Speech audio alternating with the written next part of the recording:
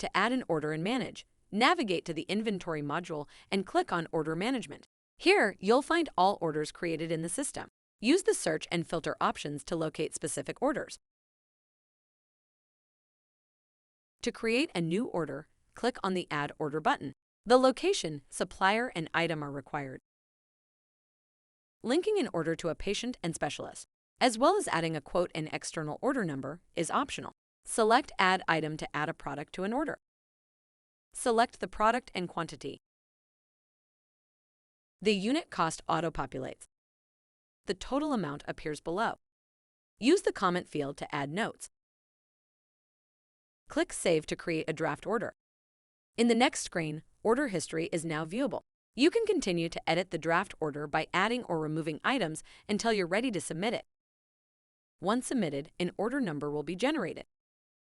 You can still cancel the order or make last-minute changes before completing it.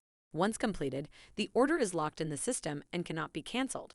Any changes to stock levels after completing an order must be managed through the standard stock management process.